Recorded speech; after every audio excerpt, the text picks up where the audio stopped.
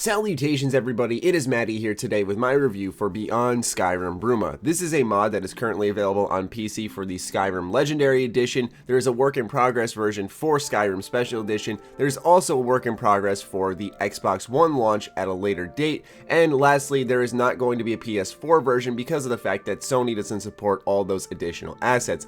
Anyway, I did not originally plan to be reviewing this mod because I was busy with a bunch of other reviews, and then I started up thinking, okay, I'll make an impressions video, definitely do that, and I got hooked, and I was just roped into it, and I put about 16 hours in, and now I have a full opinion on why this mod is excellent. So it takes place during the same time as Skyrim. That means that the modders got to get creative with this time period and show you how much the city and people have changed since Oblivion. I thought it was really cool hearing random guards as you pass by asking if maybe the dragons from Skyrim would make their way over to Bruma and threaten their lands. But speaking of passing NPCs, every NPC, every building has efficient usage of it, providing tons of content. Now, what do I mean by that? When I walk into a bar, everyone has their own story. Everyone has something interesting to say. And more importantly, that leads to lots of questing. I mean, I remember stopping a random woman on the street and she starts telling me about her marriage because I passed a persuasion check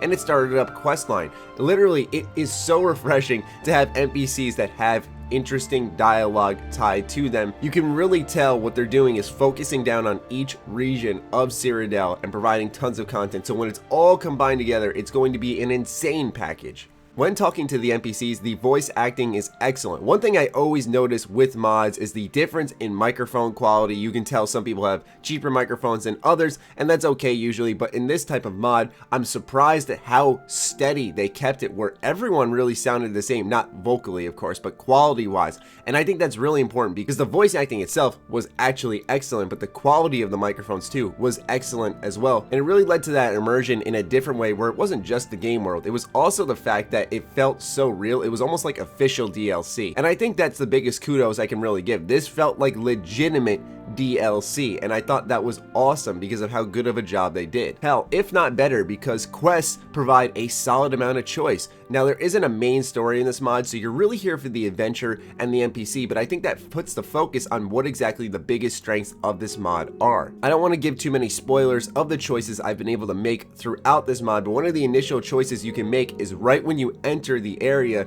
and you have to get into Cyrodiil itself. Whether you want to stealth the guard, steal the key, kill all the guards, convince them through speech, all this type of stuff, it hits you right away, and it really establishes what this mod is going for. And then there's another quest immediately to your right at a fort that provides tons of choice yet again. So like I said, the mod really sets the stage for what it's trying to do, and it carries that in every step of the way throughout as you get deeper into Bruma. And as you're getting deeper, as you're exploring more and more, you'll see many new assets where this truly feels foreign. It feels like a brand new land. It's not just the Skyrim assets kind of copy and pasted, intelligently used into these new lands mods with a different name attached to it, and you're really using your imagination to create a lot more of the universe around you. No, with all these brand new assets, that high level of effort has truly paid off for these modders, where we feel like we're really there. It was exciting. For the first time in ages, Skyrim felt refreshing to come to. I play this game on a weekly basis. I run the Elder Scrolls wishlist series. That means every week I sit down